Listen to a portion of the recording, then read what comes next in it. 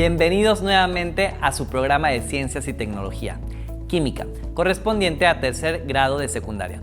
Nos complace mucho poder acompañarte en esta aventura y apoyarte para enfrentar y superar los retos y obstáculos que se presenten durante este trayecto.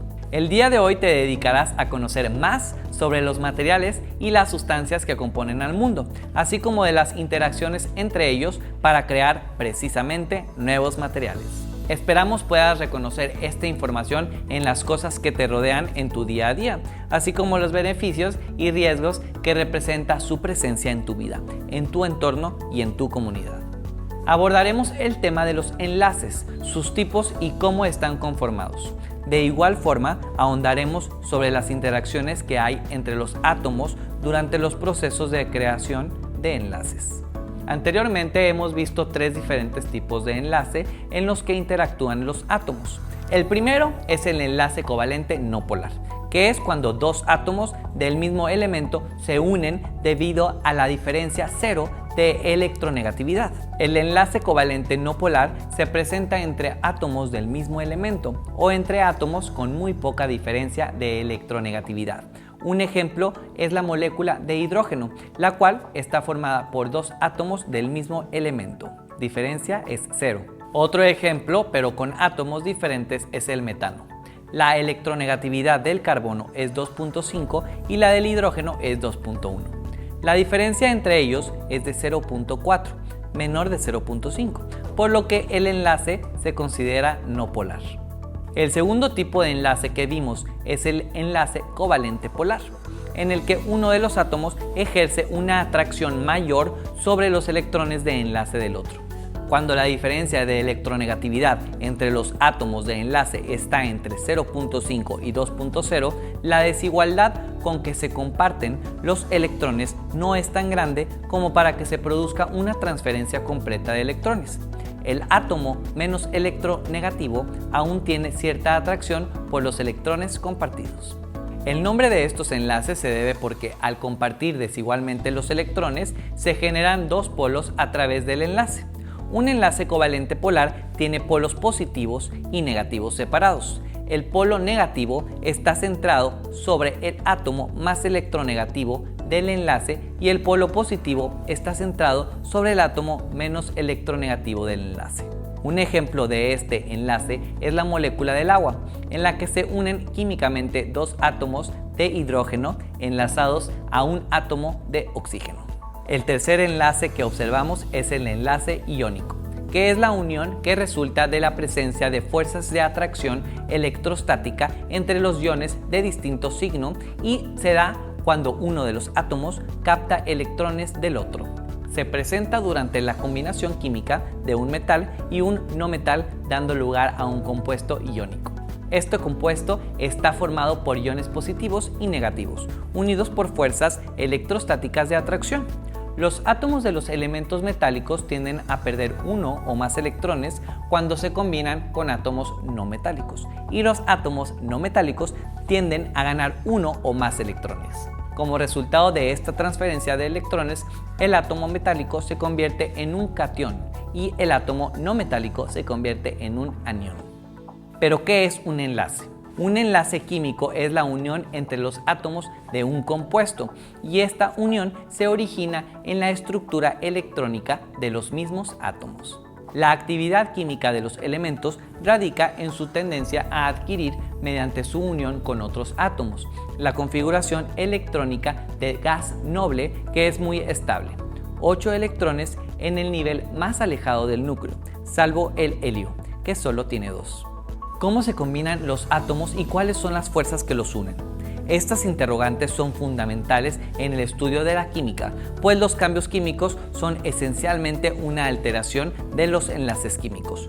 Una de las claves de la comprensión de la fuerza del enlace químico fue el descubrimiento de los gases nobles y de su comportamiento químico relativamente inerte. Todos son sustancias gaseosas a temperatura ambiente y reciben ese nombre por tener muy poca tendencia a reaccionar químicamente y, si lo hacen, es solo en condiciones especiales, excepto por el helio y el radón. Los gases nobles componen una muy pequeña proporción de los gases que forman el aire. El helio, por su densidad, no se encuentra en las capas inferiores de la atmósfera y constantemente está esparciéndose al espacio exterior. Cuando se descubrieron estos gases en los siglos XIX y XX, los científicos se dieron cuenta que no se combinaban ni entre ellos mismos y, al compararlos con las otras sustancias que se habían descubierto, observaron que estas últimas compartían, cedían o aceptaban electrones para tener la configuración electrónica del último nivel de energía del gas noble más cercano en número atómico a ellas, y lo hacían uniéndose entre ellas o a otras. La finalidad de parecerse a los gases nobles es que estos tienen un acomodo de electrones muy estable, como revelan sus altas energías de ionización, su baja afinidad electrónica y su falta general de reactividad química. Todos los gases nobles, a excepción del helio, tienen 8 electrones de valencia. Esta observación ha dado lugar a la regla del octeto, que indica que los átomos tienden a ganar, perder o compartir electrones hasta estar rodeados por 8 electrones de valencia. Se debe considerar que los elementos con número atómico cercano al helio, en lugar de tener 8 electrones, van a tener 2. Después de haber visto los enlaces iónicos, así como los enlaces covalentes polares y no polares, estudiaremos los enlaces metálicos, el cual, como su nombre lo indica, es propio tanto de los metales como de sus aleaciones y se forman por medio de la asociación de átomos de carácter metálico del sistema periódico al unirse entre sí. En estas uniones, los núcleos forman una red y los electrones, que se sitúan libres alrededor de una red positiva, forman lo que se llama un mar de electrones. Estos electrones se mantienen unidos a la red de cationes mediante atracciones electrostáticas, pero están distribuidos uniformemente en toda la estructura, de modo que ningún electrón está asignado a algún catión específico. Por lo tanto, el electrón siempre está en movimiento y es esta movilidad lo que le da el brillo metálico característico al oro, la plata, el cobre, el cromo, etc. Ha llegado el momento de aplicar lo aprendido. Realizaremos un experimento que hemos visto previamente, pero elevaremos su complejidad. Para ello necesitarás lo siguiente: 4 recipientes de plástico, agua, sal, vinagre, alcohol etílico, azúcar, una cuchara, un foco LED, una batería tipo D, 60 centímetros de cable calibre 22, pinzas para cable, cinta adhesiva. Con ayuda de las pinzas corta el cable en 4 secciones y retira 1 centímetro del recubrimiento de todas las puntas. Utiliza la cinta adhesiva para pegar 2 secciones del cable a cada uno de los lados de la batería. En cada una de los diodos, patitas, del LED enrolla una de las puntas de los cables restantes y cúbrelos con cinta. Vierte agua en uno de los recipientes, agrega 2 cucharadas de sal y revuelve. En un segundo recipiente agrega 2 cucharadas de azúcar, agua y revuelve. En un tercer recipiente agrega vinagre. En el recipiente restante agrega a partes iguales alcohol y agua, revuelve. Por último, por turnos, introduce en cada uno de los recipientes las puntas libres de los 4 cables y observa. ¿Qué fue lo que percibiste? ¿Qué sucedió en cada una de las ocasiones en que sumergiste las puntas de los cables?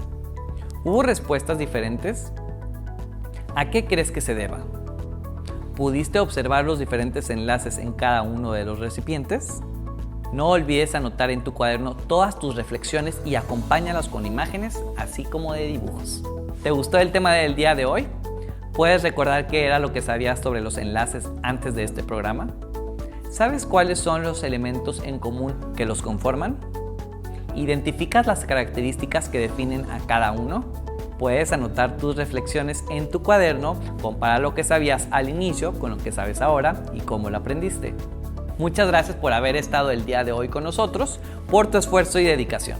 Deseamos que lo visto en esta clase te ayude a saber más sobre los enlaces químicos. Nos vemos en la siguiente para continuar aprendiendo. Hasta entonces.